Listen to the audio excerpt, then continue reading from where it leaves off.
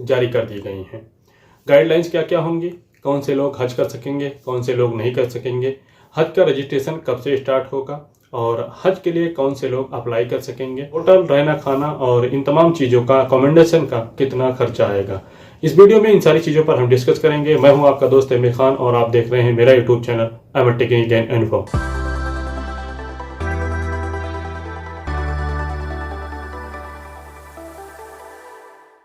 तो इन सारी चीज़ों पर हम चर्चा करेंगे इस वीडियो में। इन सारी चीज़ों के बारे में डिटेल से मालूमात हासिल करेंगे, लेकिन उससे पहले अगर आपने मेरे चैनल को सब्सक्राइब नहीं किया है तो चैनल को सब्सक्राइब करें और वीडियोस को लाइक करें और शेयर करें अपने दोस्तों के साथ। तो सबसे पहले देख लेते हैं कि गाइडलाइंस क्या क्या होंगी। उस गाइडलाइंस में सबसे पहली बात है कि 2021 में हज करने की इजाज़त सिर्फ सऊदी सिटीजन्स और रेसिडेंट को ही होगी।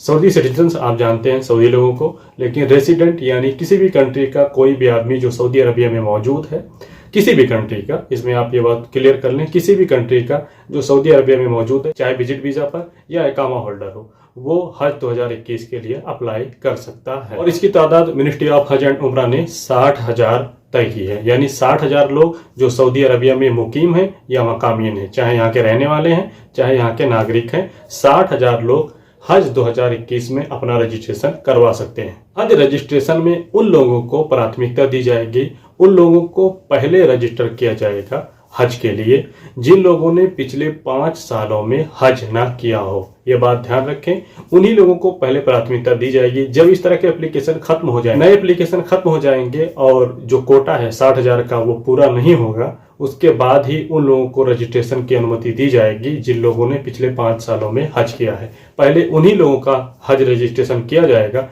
जिन लोगों ने पिछले 5 सालों में कोई हज ना किया हो। हज के लिए तीसरी शर्त मेडिकल से रिलेटेड, तो हज करने के लिए उन्हीं लोगों को अनुमति होगी, उन्हीं लोगों को हज के लिए रजिस्टर किया जाएगा जिन लोगों ने एक वैक्सीन ली है और 14 दिन गुजर गए हैं, जिन्होंने 2 वैक्सीन ले ली या जिनको कोरोना हुआ था और ठीक हो गया और उनको कोरोना से रिकवर हुए 6 महीने से ज़्यादा ना गुजरे हों। ये थी वैक्सीन की कंडीशन। दूसरी चीज़ इसमें है, उन लोगों को हज की अनुमति नहीं दी जाएगी जिनको क्रोनिक डायजिस होगा।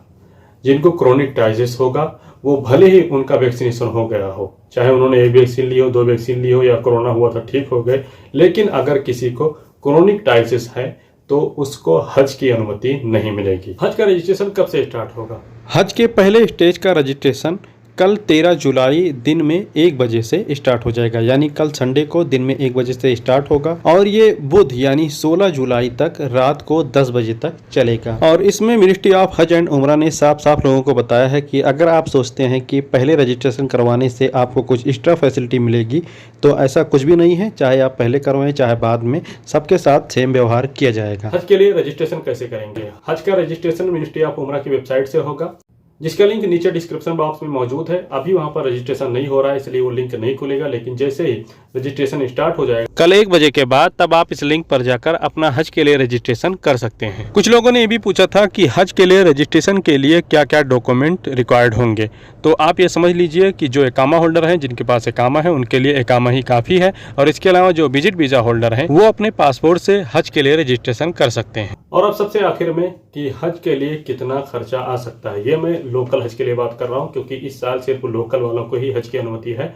तो पिछले साल के आधार पर मैं आपको बता रहा हूँ कि हज के लिए 4,000 रियाल से 12,000 रियाल तक का खर्चा आ सकता है। जैसे कि आप पैकेज चूज करें, इसमें 3 तरह के पैकेज हैं, एक है इकोनॉमिकल, एक है नॉर्मल और दूसरा है VIP। तो इसमें 3 तरह के पैकेज हैं और तीनों तरह के पैकेज में अलग अलग सुविधाएं होंगी और जैसे आप पैकेज खरीदेंगे, सस्ता या नॉर्मल या VIP, उसी तरह से आपको सुविधाएं प्रोवाइड की जाएंगी।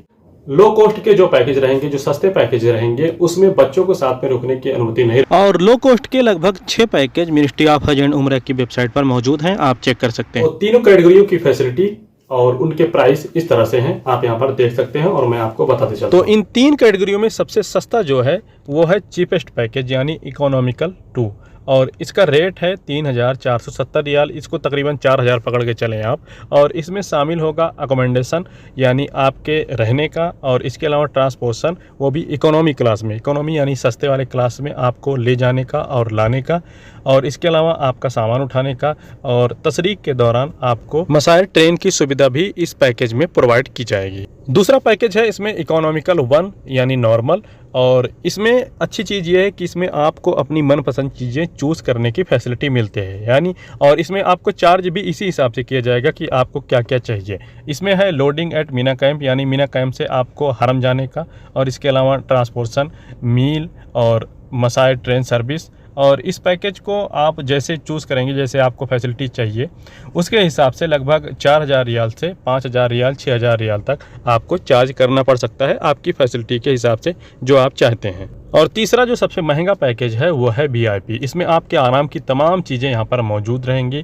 इसमें आप समझ लीजिए जैसे कि special tent, transportation, air condition transportation भी आपका रहेगा, सोफ़ा बेड, वाईफाई, स्पीकर या जिसको हम एम्पलीफायर वगैरह कहते हैं, पिलो, सीट सेट और सामान या शूज रखने के लिए सेल्फ या छोटे वार्डरोब, और आपके चलने के लिए वहाँ पर वॉकिंग करने के लिए आर्टिफिशियल घास के कारपेट, जैसे कि आप लोगों ने आम घरों में देखा होगा कि इस तरह के कारपेट मौजूद रहते हैं घास जैसे, तो वो कारपेट भी आपको प्रोवाइड किए जाएंगे वॉकिंग के लिए। इसके अलावा स्पेशल टॉयलेट भी आपको इस पैकेज में दिए जाएंगे। तो मेरा ओपिनियन ये रहेगा कि अगर आप हज के लिए जा रहे हैं और आपकी हैसियत है ठीक ठाक है, आपके पास पैसे हैं, आपकी इकोनॉमी हालत ठीक है, तो आप कोशिश करें कि कम से कम मीडियम क्लास का जो पैकेज है नॉर्मल वो ज़रूर खरीदें। उसमें अच्छी चीज़ ये रहती है आपके पास कि आप उसमें अपनी पसंद की चीज़ें चूज़ कर सकते हैं। अब देख लेते हैं कि मिनिस्ट्री ऑफ हज एंड उम्रा की वेबसाइट पर हज के लिए रजिस्ट्रेशन कैसे करेंगे। हालांकि वेबसाइट अभी ओपन नहीं है, लेकिन पिछले साल के एक्सपीरियंस के आधार पर मैं आप लोगों को दिखा देता हूँ। डिस्क्रिप्शन में दिए गए लिंक पर जब आप क्लिक करेंगे तो आप इस वेबसाइट पर पहुंच जाएंगे, और यहाँ पर आप देख सकते हैं पैकेज का ऑप्शन सबसे पहले है, तो आप पैकेज पर क्लिक करें, और जब वहाँ पर क्लिक करेंगे तो दो ऑप्शन रहेंगे, सर्च पैकेज वाला और रिफंड रिक्वेस्ट वाला। तो सर्च पैकेज पर आप क्लिक कर दें। फिर यहाँ सबसे ऊपर सिटी है, तो सिटी में आपको अपनी सिटी चूज़ करना है, जहाँ से आप जब यहाँ पर क्लिक करेंगे तमाम सिटीज़ आएंगी। और उसके बाद नीचे मेल है, तो आप जितने मेल हों वहाँ पर क्लिक करें, और फीमेल भी इसके साथ में आप क्लिक कर सकते हैं। और इसके अलावा फिर है पैकेज टाइप, तो वहाँ पर आप क्लिक करेंगे तो वहाँ पर भी आपको 3 तरह के पैकेज दिखेंगे, जैसे कि मैं पहले तमाम 3 तरह के पैकेज बता चुका हूँ। तो आप उसमें से कोई एक पैकेज अपने लिए चूज़ कर लें जो आपको अच्छा लगे। फिर उसके नीचे भी एक ऑप्शन है, उस पर आप ऑल पर क्लिक कर दें, और उसके बाद नीचे कैप्चर कोड दिखेगा आपको, उसके बगल में आप डालकर सबमिट पर क्लिक कर देंगे। जैसे ही आप सबमिट पर क्लिक करेंगे तो जो आपके एरिया का हज ऑपरेटर जो सुविधाएं जितने रेट में प्रोवाइड करवाता होगा वो सारी चीज़ें आपके सामने हो जाएंगी। आप यहाँ पर पूरी तरह से देख पाएंगे, और जो भी चीज़ें आप यहाँ पर ऐड करना चाहते हैं वो ऐड भी कर सकेंगे, और यहाँ पर आपका पूरा प्राइस भी दिखेगा। और उसके बाद में आप बुक पर क्लिक कर दें। इसके बाद आपसे कॉन्टैक्ट इन्फॉर्मेशन मांगी जाएगी, और यहाँ पर सबसे किनारे जो है जहाँ पर कंट्री कॉलिंग कोड लिखा हुआ है वहाँ पर आपको कॉलिंग कोड डालना है। जैसे कि आप अब यहाँ पर सऊदी अरबिया से ही लोग जाएंगे तो यहाँ पर 966 चूज़ करना है, और उसके बाद उसके बगल में मोबाइल नंबर डालना है, और उसके बगल में फिर ईमेल आईडी डालनी है। उसके बाद सबमिट पर क्लिक कर दें। उसके बाद जो मोबाइल नंबर अभी आपने डाला था उस पर एक OTP आएगा, कन्फर्मेशन कोड आएगा, उसको यहाँ पर डाल के कन्फर्म पर क्लिक कर देना है। इसके बाद आपके सामने ये पेज आ जाएगा, तो यहाँ पर लिखा हुआ है मेल, यानी अगर आपने मेल चूज़ किया रहेगा तो मेल आएगा, अगर फीमेल रहेगा तो फीमेल। तो जिसका भी आपने चूज़ किया रहेगा, जिसके लिए भी आप पैकेज बुक कर रहे हैं या अपने लिए, तो जिसका भी आप बुक कर रहे हैं तो यहाँ पर जहाँ लिखा है इकामा या सिविल रजिस्ट्रेशन नंबर, तो वहाँ पर इकामा नंबर डालेंगे। उसके बाद में जिसका आपने इकामा डाला है, इकामा नंबर डाला है, उसका डेट ऑफ बर्थ भी जहाँ पर लिखा हुआ है डेट ऑफ बर्थ वहाँ पर डाल देनी है। ध्यान रहे इकामा नंबर की डेट ऑफ बर्थ और जो आप डाल रहे हैं वो दोनों सेम मैच होनी चाहिए। उसके बाद सबमिट पर क्लिक कर दें। अब हमारे सामने ऑप्शन है नुसूक टाइप, और इसमें है हादी, उदिया, फिदिया, सदका, अकीका। तो जो भी आप करना चाहते हैं वो चूज़ कर लें। और क्वांटिटी, यहाँ पर भी क्वांटिटी आप चूज़ कर सकते हैं, यानी 1, 2, 3 जितना भी आप जैसे चाहें तो वहाँ पर वो भी चूज़ कर लें। और इसके अलावा यहाँ पर इकामा नंबर जो है, तो जिसका भी इकामा नंबर रहेगा उसका ही ये हदिया, उदिया, फिदिया, सदका, अकीका अदा होगा। तो जो भी चाहें इकामा नंबर बदल कर आप जो भी करना चाहें यहाँ पर अकीका, उदिया, मतलब जिसकी तरफ से भी जो चाहें आप इकामा नंबर बदल कर सबका, यानी आप एक जा रहे हैं तो ठीक है एक ही का, और अगर 4-5 जा रहे हैं तो 4-5 लोगों का यहाँ पर नुसूक अदा कर सकते हैं। और ध्यान रहे इसका नीचे लिखा हुआ है नुसूक का प्राइस जो है 475 रियाल है। ये तकरीबन 2020 का है, और 2021 का थोड़ा सा अलग भी हो सकता है, तो आप अपनी ताज़ा वेबसाइट पर ज़रूर चेक कर लें। तो यहाँ पर सबका नुसूक ऐड करने के बाद में आप सबमिट पर क्लिक कर सकते हैं, और इसके अलावा आप इसको स्किप भी कर सकते हैं। स्किप करने के बाद में आपको वहाँ पर फिर इसका पैसा अदा करना पड़ेगा, यानी इसको अलग से वहाँ पर करवाना पड़ेगा। ये अरकान है, इसको आपको पूरा ज़रूर करना है। बेहतर यही रहेगा कि आप यहीं से इसको ऐड कर दें, ताकि वहाँ पर जाने के बाद में आपको ज़्यादा कुछ करना ना पड़े। तो इसके बाद में आपके सामने सामने ये पेज आएगा। तो यहाँ पर आपके लिए सारे नियम कानून होंगे, आप पढ़ना चाहें तो पढ़ें, नहीं तो आप एग्री पर क्लिक भी कर सकते हैं। लेकिन एग्री पर क्लिक करने से पहले जो नीचे कैप्चर कोड है उसको उसके ऊपर वाले में ठीक तरह से आपको डालना है, उसके बाद एग्री पर क्लिक कर देना। इसके बाद आप पहुँच जाएंगे इस पेज पर और यहाँ पर आपकी सारी इन्फॉर्मेशन मौजूद रहेगी। और यहाँ पर ध्यान दें, चेक करें कि सारी इन्फॉर्मेशन आपके इकामा की जैसे मौजूद है, सेम या नहीं। अगर कुछ आपको लगता है कि मिसमैचिंग हुई है तो उसको आप बैक पर जाकर बैक पर क्लिक करके आप फिर से उसको एडिट भी कर सकते हैं। उसके बाद यहाँ इस पेज पर आ जाएं और फिर देखें यहाँ पर लिखा हुआ है वेटिंग पेमेंट। तो अब आपको इसके लिए पेमेंट करनी है। थोड़ा सा और स्क्रॉल करेंगे तो यहाँ पर पेमेंट डिटेल मौजूद रहेगी, यानी आपको कैसे पेमेंट करना है। तो यहाँ पर अभी सादात का ऑप्शन दिया गया है, ये पिछले साल का है और हो सकता है इस साल इसमें कार्ड का भी ऑप्शन जोड़ दिया गया हो। तो जैसे भी आप चाहें पेमेंट कर सकते हैं। फिर भी कोई प्रॉब्लम हो तो आप यहाँ देखें, किसी वीडियोस के कमेंट में मेरा नंबर जरूर मौजूद होगा, तो आप मुझसे डायरेक्ट व्हाट्सएप पर भी कांटेक्ट कर सकते हैं। हज परमिट बुकिंग और उसके बाद उसका पेमेंट करने के बाद में अब हम देखेंगे कि हम अपने हज परमिट का प्रिंट कैसे निकालेंगे।